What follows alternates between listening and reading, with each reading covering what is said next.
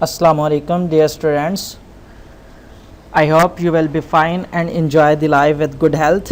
I am Kasha Mahmood and you are watching my YouTube channel KM Voice. आज के इस lecture के साथ हमने ऑपरेटिंग सिस्टम के अंदर chapter number 1 introduction of operating system and जो टॉपिक है जो इस लेक्चर के अंदर डिस्कशन के अंदर लाएंगे वो है ऑपरेटिंग सिस्टम ऑपरेशंस। मींस कि हमने ऑपरेशंस जो हैं ऑपरेटिंग सिस्टम के इसके बारे में बात करनी है इस लेक्चर के अंदर। तो शुरू करते हैं। सबसे पहले हम ऑपरेटिंग सिस्टम वर्किंग देख लेते हैं इसकी क्या है। An operating system is a concept that allows the user application program to interact with the system hardware. Means ये है कि ऑपरेटिंग सिस्टम जो है वो कंसेप्ट करता है कि वो अलाउ करे यूज़र एप्लीकेशंस प्रोग्राम्स को कि वो जो एप्लीकेशंस प्रोग्राम है वो इंटरेक्ट करें हमारे सिस्टम हार्डवेयर के साथ।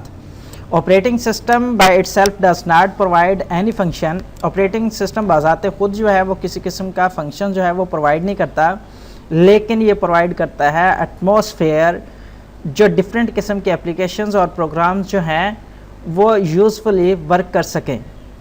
मेजर जो ऑपरेशन है ऑपरेटिंग सिस्टम का वो है process management, memory management, device management and file management.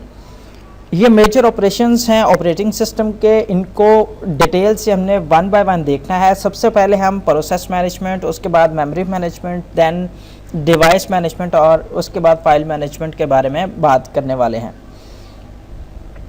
उसके बाद these are given in details as follows. यहाँ पे एक डायग्रामेटिकली इसे शो करवाया गया है कि ऑपरेटिंग सिस्टम जो है इसके फंक्शंस कौन कौन से हैं, इसके जो ऑपरेशंस कौन कौन से हैं, इसके टास्क कौन कौन से हैं। तो ऑपरेटिंग सिस्टम जो है मेमोरी मैनेजमेंट भी इसके अंदर आ जाता है, उसके बाद फाइल मैनेजर भी इसके अंदर आ जाता है, डिवाइस मैनेजर और प्रोसेस मैनेजर्स, और मोस्ट इम्पॉर्टेंटली नेटवर्क मैनेजर जो है वो भी इसी का पार्ट है। इसको भी हम लास्ट में डिस्कशन के अंदर लाएंगे। तो इसको वन बाय वन अभी हम डिस्कशन के अंदर लाने वाले हैं। तो सबसे पहले हमने प्रोसेस मैनेजमेंट देखना है। ऑपरेटिंग सिस्टम रिस्पॉन्सिबल होता है कि ये मैनेज करे प्रोसेसेस को, मसलन assigning the processor to a process at a time. Means कि यह जो प्रोसेसर है हमारा उसको प्रोसेस जो है वो असाइन करवाने हैं एट अ टाइम। इसको हम प्रोसेस शेड्यूलिंग का नाम देते हैं। डिफरेंट किस्म के एल्गोरिदम यूज़ होते हैं प्रोसेस शेड्यूलिंग के लिए, जिसके अंदर नंबर 1 पे FCFS है, जिसे हम फर्स्ट कम फर्स्ट सर्विड का नाम देते हैं। सेकंड नंबर पे जो एल्गोरिदम यूज़ होता है वो है SJF means shortest job first. उसके बाद है प्रायोरिटी शेड्यूलिंग और उसके बाद है राउंड रिबन शेड्यूलिंग। ये बेसिकली 4 एल्गोरिदम्स हैं जिनके बारे में शॉर्ट में अभी आपको मैंने बता दिया, उसके बाद डिटेल से आगे देखेंगे। There are many scheduling queues that are used to handle processes in process management. Basically बहुत सारे ऐसे शेड्यूल्स हैं जो क्यूज़ के अंदर हम यूज़ करते हैं बेसिकली जब हमने प्रोसेसेस को मैनेज करना हो। डिफरेंट किस्म के प्रोसेस मैनेजमेंट के अंदर जब हमारा processes enter system they are put into the job queue. जैसे ही हमारे प्रोसेसेस जो हैं वो इंटर होते हैं हमारे सिस्टम के अंदर, तो हम इनिशियली क्या करते हैं उसको जॉब क्यू के अंदर पुट कर लेते हैं। ये जो प्रोसेसेस होते हैं वो रेडी होते हैं एग्जीक्यूशन के लिए इन द मेन मेमोरी। जो बेसिकली यहाँ पे मैं आपको ये समझाना चाह रहा हूँ यहाँ पे कि ऐसे प्रोसेस जो हम रेडी टू एग्जीक्यूट होते हैं उनको हम मेन मेमोरी के अंदर कैप्ट कर लेते हैं in the ready queue. The processes that are waiting for the input-output devices kept in the device queue means के processes ऐसे वाले जो waiting के अंदर हों, hold पे हों कि input-output devices जो हैं हम क्या करते हैं उनको device queue के अंदर रख लेते हैं। उसके बाद प्रोसेस मैनेजमेंट की अगर हम बात करें तो प्रोसेस मैनेजमेंट बेसिकली रिस्पॉन्सिबल होता है फॉलोइंग एक्टिविटीज़ इन कनेक्शंस। पहले नंबर पे creating and deleting both user and system processes. इसके अंदर ये रिस्पॉन्सिबल होता है कि इसने क्रिएट भी करना होता है, डिलीट भी करना होता है बोथ यूज़र और सिस्टम प्रोसेसेस को। सेकंड नंबर पे सस्पेंडिंग एंड रीसमिंग प्रोसेस। ये रिस्पॉन्सिबल होता है कि इसने सस्पेंड भी करना है किसी भी जॉब को तो ये करेगा। अगर रीसमिंग का जो ऑप्शन है यह टास्क है वो भी यही जो है रिस्पॉन्सिबल है। उसके बाद थर्ड नंबर पे अगर हम बात करें तो providing mechanism for process synchronization, किसी भी टाइप की सिंक्रोनाइजेशन अगर होनी है तो ये क्या करता है, उसके लिए उसे प्रोवाइड करता है मैकेनिज्म। फोर्थ नंबर पे providing mechanism for process communication, any type of communication अगर सिस्टम करना चाहता है तो उसके लिए जो मैकेनिज्म होगा वो भी ऑपरेटिंग सिस्टम ही उसे प्रोवाइड करेगा। लास्ट नंबर पे जो है providing mechanism for deadlock handling, if suppose many type of job जो है एट द सेम टाइम जो है रिक्वेस्ट भेजी उन्होंने सिस्टम को या किसी भी कंपोनेंट्स को जो हार्डवेयर का है यूज़ करने के लिए, तो at the same time many job जो है वो हैंडल नहीं कर पाता, तो देन वो क्या करता है, डेडलॉक को हैंडल करता है। उस डेडलॉक को हैंडल करने के लिए मैकेनिज्म जो प्रोवाइड किया जाता है बेसिकली वो भी ऑपरेटिंग सिस्टम ही प्रोवाइड करता है। उसके बाद मेमोरी मैनेजमेंट की अगर बात करें तो मेमोरी मैनेजमेंट जो है बहुत इंपॉर्टेंट पार्ट है हमारा ऑपरेटिंग सिस्टम का। ये डील करता है मेमोरी के साथ और मूव करता है प्रोसेसेस को डिस्क से प्राइमरी मेमोरी की तरफ for execution and back again. Basically जो ये डील करता है मेमोरी की तरफ मेमोरी के साथ, और जो प्रोसेसेस होते हैं वो मूव करवाता है डिस्क से प्राइमरी मेमोरी की तरफ और उनको एग्जीक्यूशन टाइम पे दोबारा अगेन बैक ले आता है।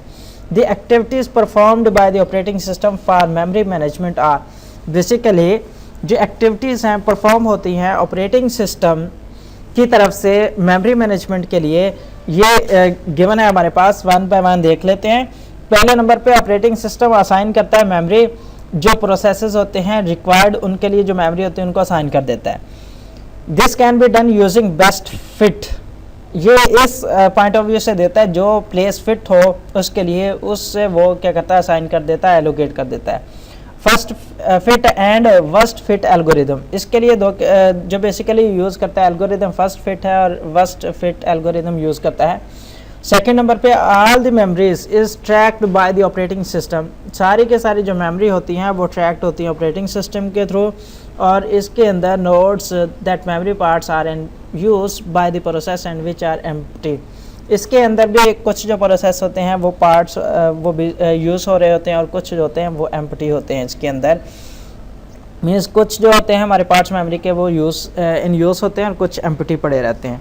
दी ऑपरेटिंग सिस्टम डी एलोकेट कर देता है मेमोरी को from processes as required, this may happen when a process has been terminated और if it no longer needs the memory. Means ये है कि जैसे ही कोई भी जॉब कंप्लीट हो जाती है तो मेमोरी से क्या किया जाता है, उसे डी एलोकेट कर दिया जाता है for further use of the memory को मज़ीद यूज़ करने के लिए उसे डी एलोकेट कर दिया जाता है जैसे ही हमारा जॉब टर्मिनेट हो जाता है, ताकि न्यू जो है जॉब उनके लिए मेमोरी हमारी अवेलेबल हो नेक्स्ट टाइम। उसके बाद डिवाइस मैनेजमेंट की अगर हम बात करें तो बहुत सारी ऐसी डिवाइसेस हैं, इनपुट आउटपुट डिवाइसेस जो हैंडल होती हैं ऑपरेटिंग सिस्टम के through, just like we can say that इसके अंदर माउस आ जाता है, कीबोर्ड आ जाता है, डिस्क ड्राइव आ जाती हैं, तो इसी के अंदर ये सारी की सारी डिवाइसेस आ जाती हैं। इसके अलावा डिफरेंट किस्म के डिवाइस ड्राइवर जो हैं that can be connected to the operating system to handle a specific device. Means ये है कि कुछ ऐसे डिफरेंट किस्म के ड्राइवर्स होते हैं, डिवाइस ड्राइवर्स होते हैं जो कनेक्टेड होते हैं हमारे ऑपरेटिंग सिस्टम के साथ। बेसिकली क्यों होते हैं कनेक्टेड ड्राइवर जो होते हैं, क्योंकि जो हार्डवेयर की डिवाइसेस होती हैं उसको कंट्रोल करना होता है, हैंडल करना होता है।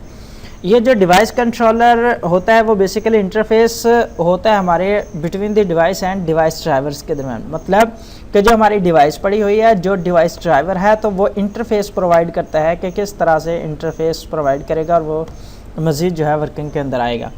The user application can access all the input output devices using the device drivers which are device specific codes। Means यह है कि हर एक जो हार्डवेयर की डिवाइसेस होती है उसे गिवन होता है स्पेसिफिक कोड्स, उसी कोड्स के अंदर जो डिवाइस ड्राइवर्स होते हैं वो इंस्टॉलेशंस के अंदर लाते हैं और फिर फर्दर जो है वो इंटरफेस प्रोवाइड करते हैं, वर्किंग के लिए एक्टिव हो जाती है हमारी डिवाइस। उसके बाद जो मोस्ट इंपॉर्टेंट चीज़ है वो है फाइल मैनेजमेंट के, किस तरह से फाइल्स को मैनेज करता है।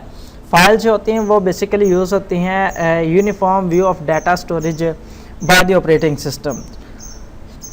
All the files are mapped on to physical devices that are usually non volatile so data is safe in the case of system failure. Means ये है कि सारी की सारी जो फाइल्स होती हैं वो मैप्ड होती है हमारी फिजिकल डिवाइसेस के अंदर, जो आमतौर पर नॉन वॉलेटाइल डाटा होता है, और जो हमारा डाटा सेफ रख सकें। ड्यू टू सम रीजंस हमारा सिस्टम अगर क्रैश कर जाता है तो हमारी फाइल जो है सेफ पड़ी रहें। File can be access by the system in 2 ways. Basically जो सिस्टम है हमारा वो 2 वेज के अंदर उन फाइल्स को एक्सेस करता है। वो जो वेज हैं वो कौन कौन से हैं? पहले नंबर पे सीक्वेंशियल है एक्सेस, और दूसरे नंबर पे डायरेक्ट एक्सेस। तो सीक्वेंशियल एक्सेस और डायरेक्ट एक्सेस को हम 1 बाय 1 देखेंगे। पहले हम बात कर लेते हैं सीक्वेंशियल एक्सेस की। Information in a file is processed in order using sequential access. Means ये है कि इसके अंदर सीक्वेंशियल एक्सेस के अंदर पड़ी हुई जो डाटा होता है, जो एलोकेट किया हुआ होता है, उसको विद सीक्वेंस एक्सेस कर रहा होता है। The files record are accessed on after another, मतलब एक के बाद दूसरी को वो एक्सेस करेगा, जिसके लिए उसे ज़्यादा टाइम रिक्वायर्ड होगा। इसके मज़ीद आगे हम जो है डायग्राम के अंदर देख लेते हैं। Most of the file system as editors compilers use sequential access. Means इसके अंदर मैं आपको बता रहा हूँ कि कुछ एडिटर हैं जो सीक्वेंशियल एक्सेस के थ्रू काम करते हैं, कुछ कंपाइलर्स हैं जो कि सीक्वेंशियल एक्सेस जो है वो यूज़ करते हैं। उसके बाद अगर हम डायरेक्ट एक्सेस की बात करें तो ये रिट्राइव करता है, एक्सेस करता है मेमोरी में से डाटे को, जो रिक्वायर्ड डाटा होता है।